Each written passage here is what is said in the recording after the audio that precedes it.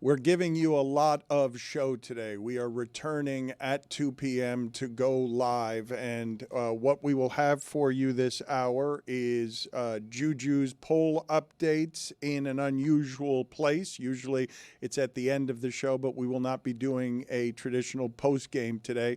So we're going to update the polls here with JuJu in a little bit, get to the JuJu stuff that also includes in this hour JuJu's show with Trysta, good follow. He's taken that over, and I believe that he's got Haley Jones on today, does he not? So that will be as part of this hour, what JuJu is doing with Trysta on good follow. Please support all the things that JuJu and Trysta are doing. We will get to that in a second, and we're also going to get to what Bill Simmons has to say about apparently, Patriot fans are really mad at Tom Brady. How they don't get mad at Tom Brady very often. Tom Brady has spent the entirety of his career saying nothing. I believe Tom Brady. Does Tom Brady not have the equivalent of a last dance? And when I say the equivalent of a last dance, he has the ability to do a last dance that is different from anyone else's last dance, because all it is 10 parts of him reviewing all the Super Bowls he's been in. It's just 10 reviews of all the Super Bowls. Every time, I'm not kidding you when I say this, every time Fox does the gangster move of putting under Tom Brady's name 7-time Super Bowl champion, it punches me in the face with, I can't believe that's a thing you can say about somebody. 7-time Super Bowl champion, but nobody cared about the last dance with Tom Brady. Did you guys even know that Tom Brady did a last dance? Because it's reviewing all 10 of his Super Bowls with the greatest there's ever been. And Zaslo's over here, and I can tell from the look on his face, he hasn't seen it, didn't even know it existed, because Tom Brady's not interesting. He's publicly not interesting on purpose. But now everyone's mad at him with Patriots Nation, evidently, including Vince Wilfork and Bill Simmons. You guys understand that? Yeah, I certainly get why Patriots fans are a little miffed that the player most associated with their franchise, who still has friends in that building. He played with Vrabel. He obviously has a good relationship with Robert Kraft. And no one would hold it against him. He's not earning any points for like, hey, way to go, Tom Brady. Way to be totally independent and neutral on the Super Bowl. He's not getting any broadcast points from anybody here. It's a weird thing. There was a right answer and a wrong answer, and he very much went with the wrong answer. Dwayne Wade was in the building a couple of nights ago and made very clear his affinity for the Miami Heat and how what the Miami Heat are doing right now is unacceptable and they need to get back to championship level. Not only is he the exact same as Tom Brady is to the Raiders, to the Jazz, but Wade's also a broadcaster. He's on, what is it, Amazon Prime, whatever it is, and Wade's telling you, yeah, the Miami Heat. Well, but which is it? Do we know if Brady's being just neutral and uninteresting, or trying to be neutral and uninteresting on purpose, or is it that he might not be rooting for the Patriots and doesn't want to tell the truth? And the truth is that he's not rooting for them because he didn't like how it is that he exited there, and he's not actually rooting for Drake May and the Patriots because he doesn't want them to win, and he doesn't want to say that. That would be the wrong answer. Or it'd be more wrong than what it is you're saying. I think it's very possible he's being honest.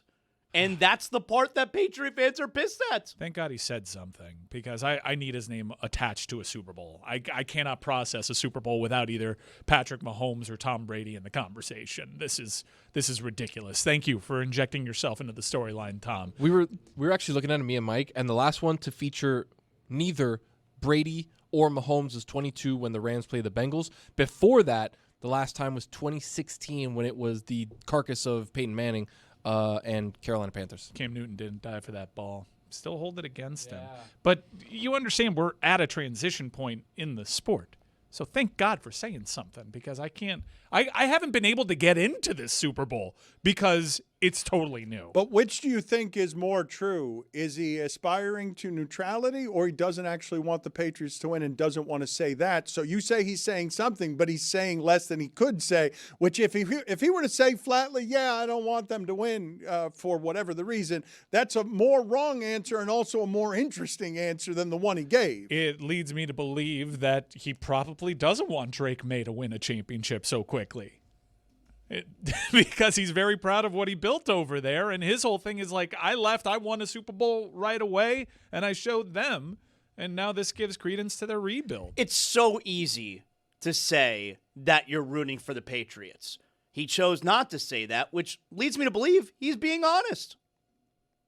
Lindsey Vonn is also being honest, and the Winter Olympics have started and have been drowned everywhere by Super Bowl and NBA trade deadline. Listen to Lindsey Vonn talking about what it is that she is doing in order to ski in the Olympics. You only get these chances once every 4 years, and you have to do it in the condition your body is in.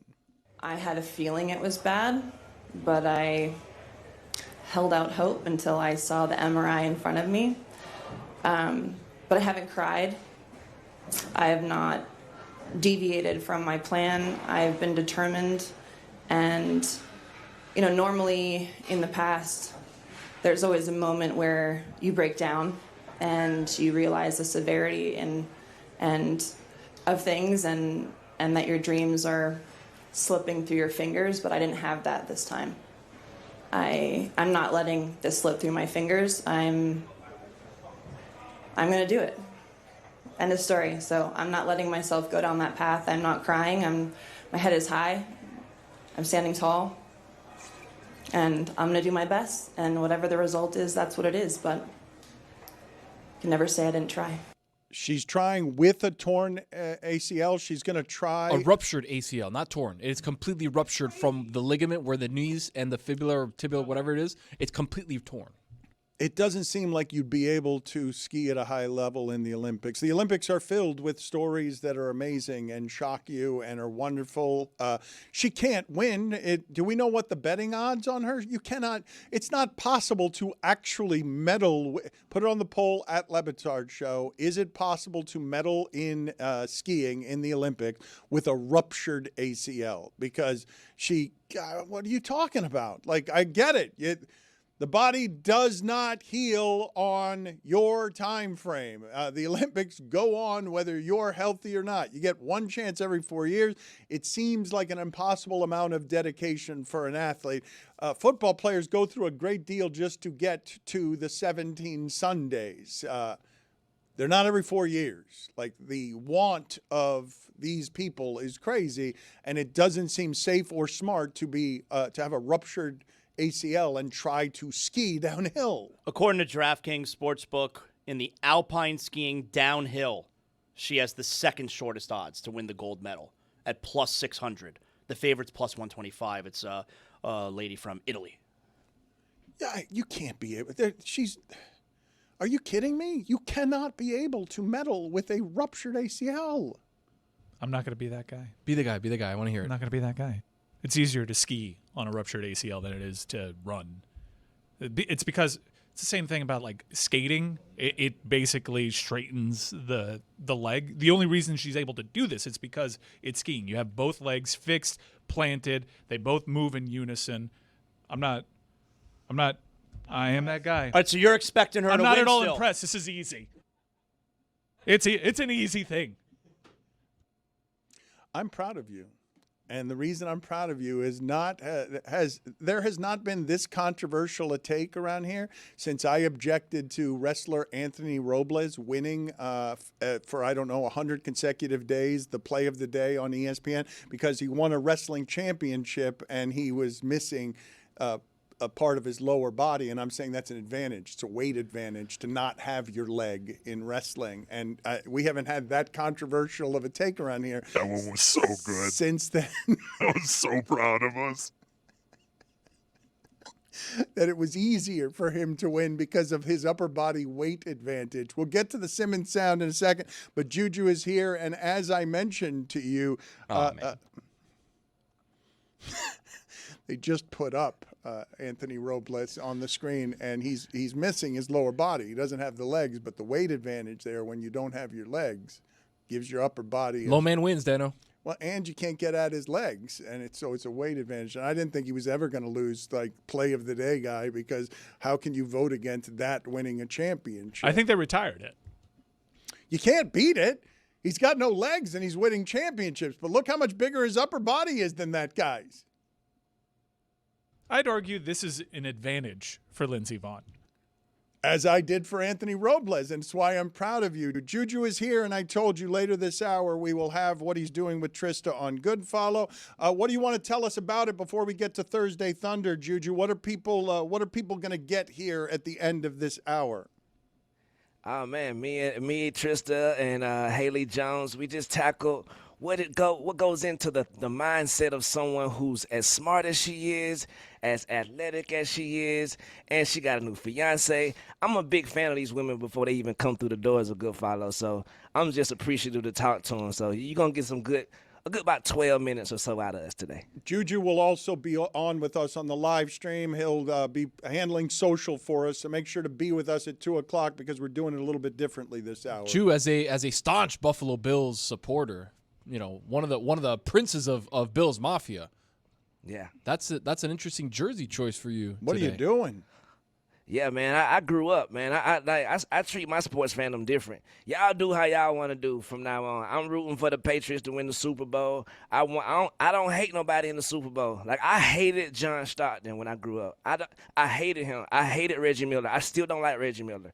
I don't have that anymore in sports. So out of this matchup, I definitely wouldn't mind Ginger Cuz getting him one. But at the same time, I like Stephon, man. Give Stephon one. You feel me? Salute to Cardi B. So, for clarity purposes, a Bills fan is rooting for the Patriots before Tom Brady is.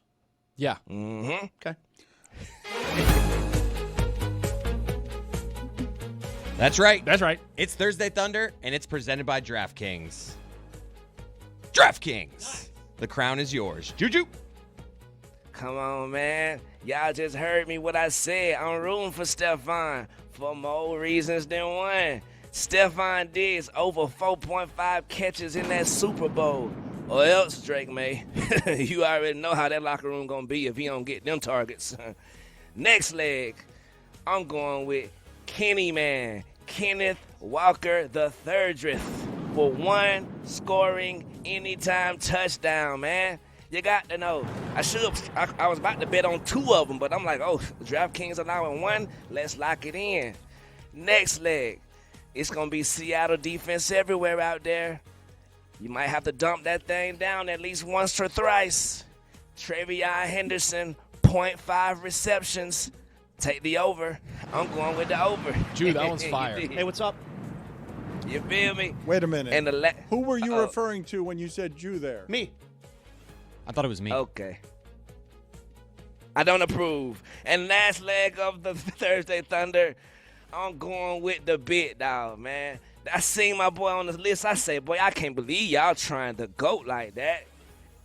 0.5 reception yards. I'm going over for Jake Bobo, man. Come on. We ride with Jake Bobo. Yeah, Bobo. The last great white hype.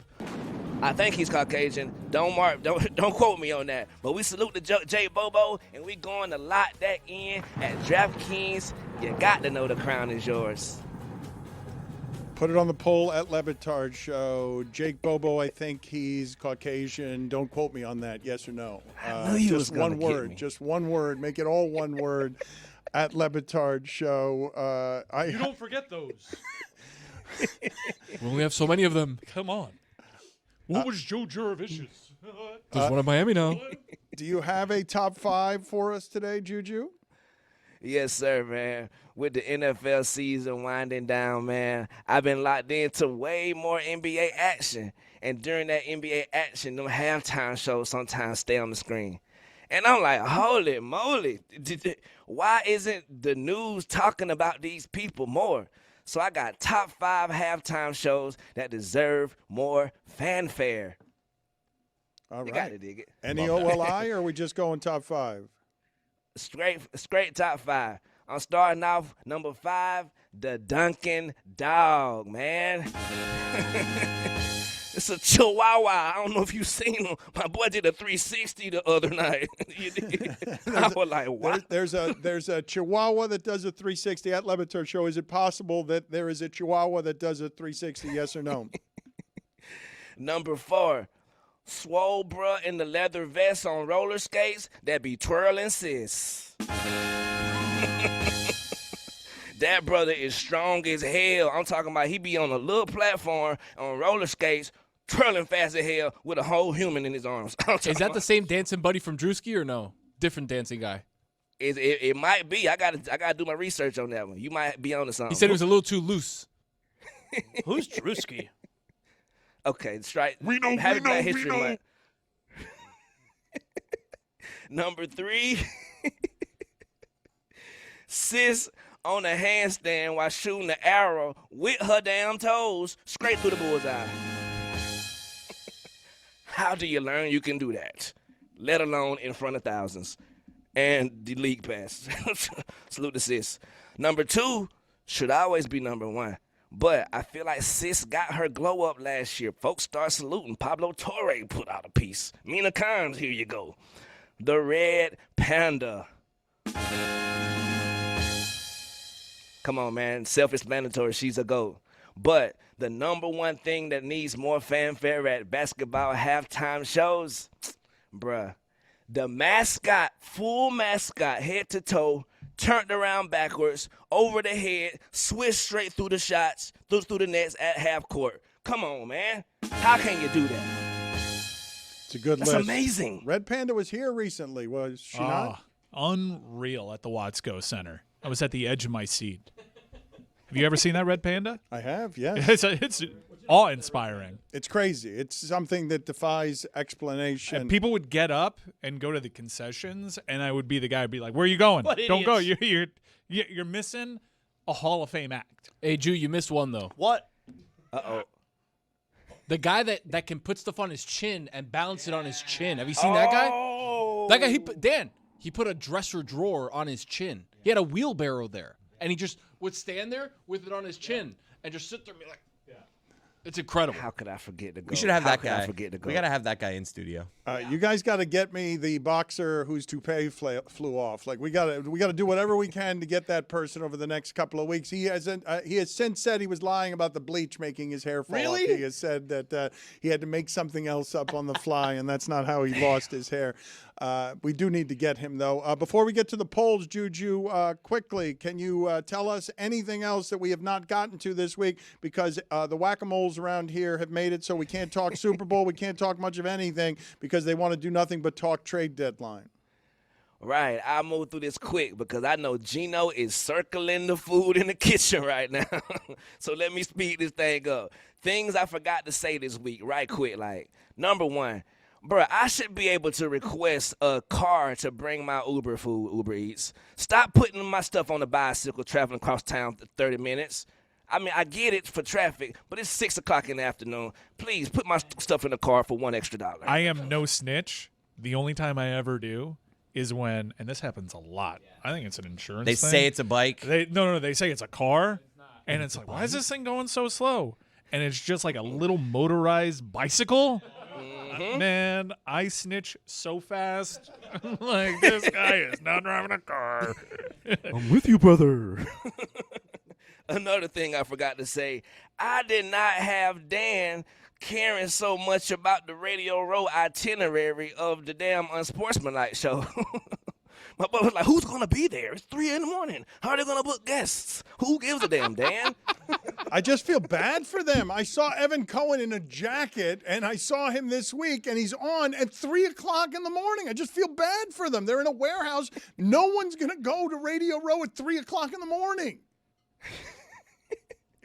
Next up, yes, Zaz, it is interesting that there isn't any black offensive coordinators. It's interesting as hell, ain't it? You did the Rooney Rule, bro. Them folks will make a rule, and them boys will still wipe their behind with it, man. That's how privilege work.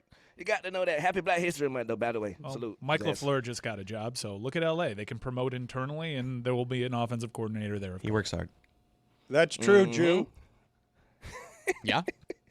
Also, I want to put a wager to Adnan Verk and David Sampson that Sinners wins more than one award at the Oscars coming up. You got to know. Whatever we got to do. Poll update here. Okay. My bad. I forgot about Gino. Let me. I'm rummaging to get the post. No, yeah, Gino's hovering around He's the revving food. hot right Everybody's keeping an eye on him. We got a long day today. We're going to be back at 2 o'clock here live on YouTube. Yes, sir. Is ESPN trying to kill Wendy? 94% of the audience says yes, they are. Is this a legacy day for Pat Riley? 70% of the audience says yes, it is. Will a person wearing a Trust God shirt punch you in the face? 92% of the audience says yes, they will. Is there a Watergate every single day now? 98% of the audience says yes, it is. That's right. It's a pretty high number, Yeah. especially for that social media platform. Has anyone blown more sunshine up Pat Riley's ass than this show? 71% of the audience says no, they have not. What's the other show? Is prison glass dap always the best dap? Free the guys. 67% of the audience says yes, it is. Is Kristap's last name pronounced Porzingis or Porzingis? 87% of the audience says Porzingis. They're wrong. And last poll, what would you rather have blown up your butts? Smoke or sunshine? Good show. 75% of the audience says sunshine, and those are your polls. That's how you can cure COVID. Thank you, JuJu. You will hear a little more from JuJu here in a couple of minutes. Follow him and Trysta at GoodFollow. Play that Simmons sound here so that we can just hear how mad Patriot fans are at Tom Brady. I tried not to take it personally when Tom Brady said he didn't have a dog in this race for the Super Bowl between the Patriots and Seahawks. Even though he played for the Patriots for 20 years, he won 6 Super Bowls with the Patriots.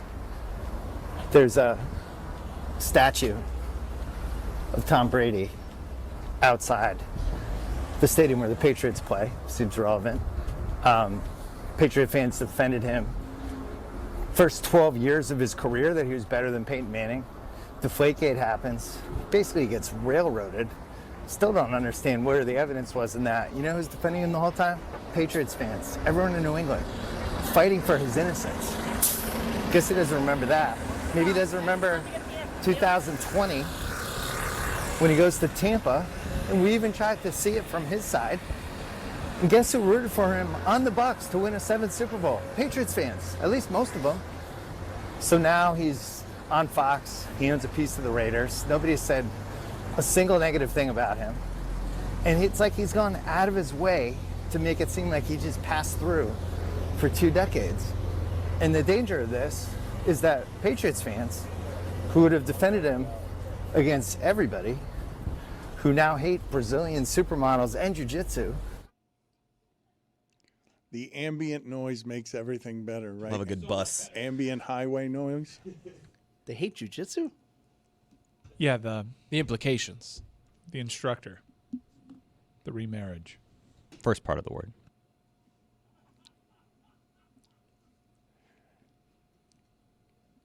Jew next. Happy New Year, everybody. 2026 is already getting off to an incredible start because you want to know how I rang in the new year? It was with a bunch of friends in a Dallas hotel lobby bar ordering a bunch of Miller Lights because that's how you do it. That's how you make special memories. Miller Lite has been by my side at many special football memories this year, and hopefully we get to write a few more memories with Miller Lite. Some of my most legendary moments have started that exact same way. A buddy's house, a lobby bar, a game, no big plan. And then you crack open a Miller Lite, you take a sip, and you look around, and you immediately recognize that you made the right call. You're locked into the game, the conversation, the moment, not thinking about what you're drinking. Miller Lite just fits. Clean finish, refreshing, brewed for taste with simple ingredients like malted barley, and at 96 calories and 3.2 carbs per 12 ounces, it never weighs you down. Legendary moments start with Miller Lite. Great taste, 96 calories. Go to MillerLite.com/Dan to find delivery options near you, or you can pick up some Miller Lite pretty much anywhere they sell beer. It's Miller time. Celebrate responsibly. Miller Brewing Company, Milwaukee, Wisconsin, 96 calories and 3.2 carbs per 12 ounces.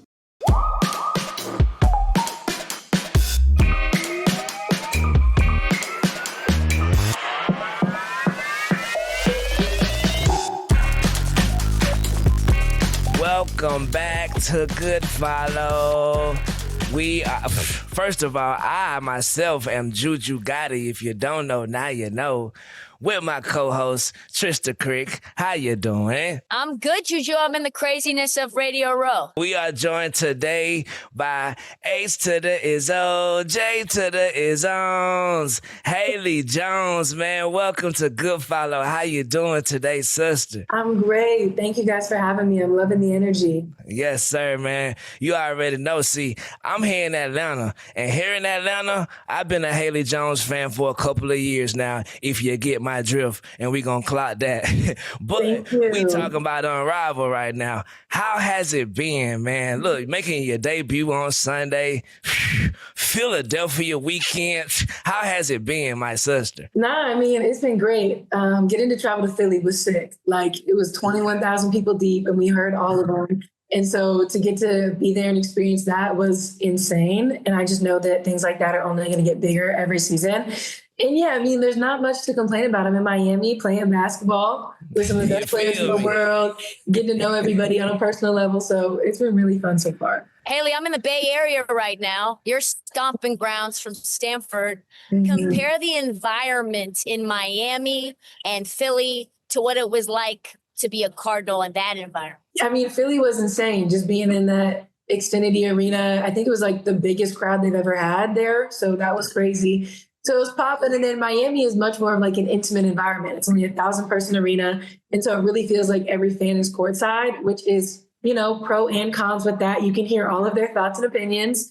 But yeah, Stanford was amazing. I mean, we were a great team and the crowd was always there. The Bay Area community has always loved women's basketball, like we've seen with the Valkyries this past season. So I do miss playing in Maples, but I'm enjoying all the new experiences now. Yeah, man, look, it might be some new experiences, but we can kind of call these Breeze a little Cardinalish. The Breeze-ish, the Stanford Breeze. We got three Cardinals this year so far on the roster, you dig? How has your integration into the Unrivaled, and how fun has it been playing with some of your sisters and some of the new sisters getting to know them?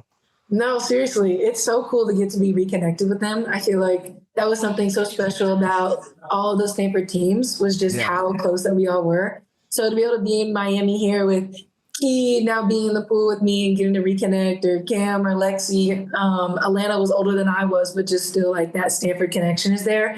So it's really cool to see us all on this stage now and having these opportunities and doing the most with it. Going from maybe a year or so where you had to work your way back into professionalism, and then not only working your way back in, kind of slam dunking it home by being such an important piece on your teams. You did. How has that? How can you share? What can you share in the way of that to the little girl out there that's going through that right now on middle school team? Yeah, no, I mean, you're right. This past season in the W definitely brought out a new piece of me, and I think showed me how resilient I can be. You know, playing for Atlanta, the team I was drafted for 2 seasons, and then being let go this year, and then kind of having a hardship, and then ending up being on a team like Dallas and earning a starting role and becoming this impact player. It definitely tested me in ways that I didn't expect to be tested this year. I wasn't expecting it, but I think that the way that I handled it, I'm very proud of. And I think that my people that are close to me are very proud of just the resilience that I showed and, you know, willingness to put myself out there and lay it all out on the line, because it's something that I've always dreamed of. So to be able to kind of feel like that hard work is paid off at the end of the year while still like keeping that in the back of my mind, like it really can be gone in an instant. So understanding that, it keeps me with a sense of urgency to keep working and get better. Did you, Haley, when you saw you guys go viral, that you and Paige moment, the Coach Cocklanes was drawing up the end of the game. Yeah. You saw that go viral on Twitter or Threads or Instagram. Well, what was your reaction to that? I think I have a really hard time just like watching my face. My mom still tells me all the time, just like, I'm really bad at controlling my facial expressions. And so it really made me understand how many cameras are on us at any given time. Like I thought I was just blankly staring at it and understanding what coach wanted us to run. And so to see those pictures afterwards and like the similarities between me and P, or even like Reek in the side of the video, was very entertaining. The amount of people that sent me that meme afterwards, I was like, oh my God, like please stay out of my business. Also, that's my first meme of myself. I was like, oh, please, it could have been something better. I seen folks with coach drawing Chinese checkers, arithmetics. Y'all were looking like, what is it? Yeah. But that was classic, man. No, that was too good. Moving on to more exciting and permanent things on the horizon for my sister, or should I say my sistiance. Put it away. Oh, I can't see. Please. How has that been, man? It's been good. Yeah. Fiance life has been great. I feel like I am the fiance where I love to answer any questions. Oh my gosh, not the picture. It was such a surprise. And we got to have a surprise party afterwards that he planned. The family was there. It was so awesome. I just can't stop smiling about it still. Down in Miami with your boo, amazingly. Congratulations, man. How important is it to have that strength beside you and that softness when it needs to be soft, and just that partner, man, to help you through all of these situations?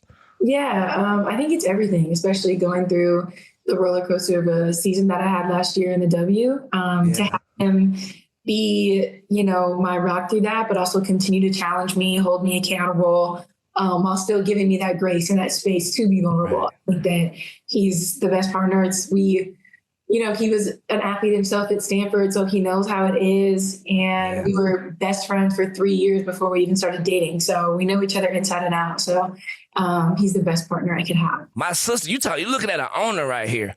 Owner, part owner. You did, like, we ain't just talking hoops. We talking business as well, man. How does it feel being in the Major League Pickleball ownership, man? It's so sick. Like, I don't think there's certain accolades or things that you reach for. I never thought about owning a professional team, but when the opportunity was brought my way, I was like, why would I ever say no? And so, the events are great, getting to go and watch it. I'm now an avid pickleballer on my off days. It's a very serious thing. I bought a whole membership when I was living in Atlanta. So play at this pickleball club. So I love playing and I love going to the events and getting to be one of the few women owners alongside another W player like JuJu. It's very cool. And just thinking about my life beyond basketball, the investments I want to have and the other things in business I want to do. Bruh. So, $1 million question right now. Are you fire or are you No, I'm so good. I'm legit good. I know Jules had played in some tournaments. I'm a good amateur player. I do know that the older people who be playing at the club are sneaky, very good. I don't like against them. They're very talented. But whenever I take Steven and I to play, we play against each other, but we can't be on the same team. It's way too competitive. But yeah, pickleball is something that I now love. It's so fun. Last week, we talked to Breanna Stewart, and we got this thing where we have the guests this week, which we will ask you to do soon. Not too much pressure. Ask a question to the next guest for the next week. Okay. Here's what Breanna had to ask you. What's your basketball ick? I feel like we always ask about what's your ick, but what's your basketball ick? Shoot. I get the ick all the time from people. So basketball ick, I have a lot. I think when people wear super high socks, that's something I used to do. I feel like a lot of icks that I have are about the way I used to have game swag. I have no swag. I would tuck my knee pads into my socks. That's an ick. Why? I don't know, things like that. I think that's big for me. I don't really like when people are floppers or they complain to the refs. Okay, there we go. That's icky. I think forgetting your play, I do that sometimes. That's an ick. That's annoying. Yeah, I feel like I have lots. What question do you have while I feel and bring this out? You feel me? For the next guest that we're going to have next week. Ask them what's their hidden talent? What's their mediocre superpower? What are they really, really good at? That's kind of cool. Oh, damn. I wish I would have asked you that. I promise to God. But I didn't ask her, so we got to let my sister go. You feel me? Hey, fair is fair.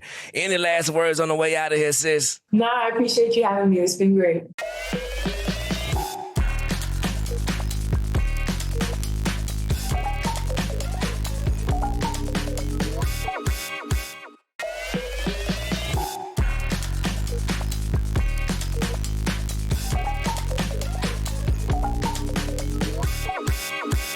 Welcome back to Good Follow. Today's episode is presented by DraftKings. It's now time for the DraftKings Pick of the Week, presented by DraftKings.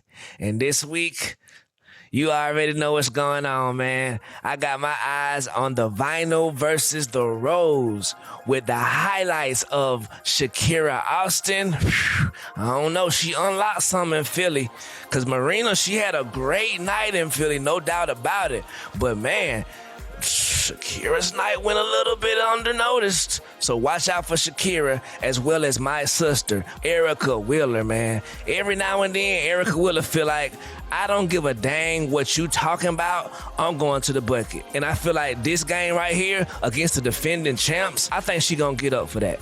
But, Trysta, who do you got this week? Ooh, I'm looking at the Phantom versus the Mist. You know who we gotta always keep our eye on? 10 toes down on Tasha Cloud. Not only does she look good, feel good, but all that leads to her playing good, locking up, hitting shots, pulling up from deep. And then in terms of the Mists, I'm looking at Stewie. She's an MVP caliber player, and you know she can do everything out there. She's baby Kevin Durant, and that's what's keeping the Mist at the top of the standings. For me, JuJu is Stewie all day. It's getting misty. And guess what? This segment was brought to you by DraftKings. The crown is yours, yours, yours. And that's it for this week's episode of Good Follow. Make sure to subscribe to the Good Follow's YouTube page at Good Follow and all the socials as well at Good Follow Show, man. And you can catch new episodes of Good Follow every Thursday on YouTube, wherever you get your podcast. Good Follow is brought to you by DraftKings. The crown is yours, yours, yours, yours. We'll see you next week, Ju.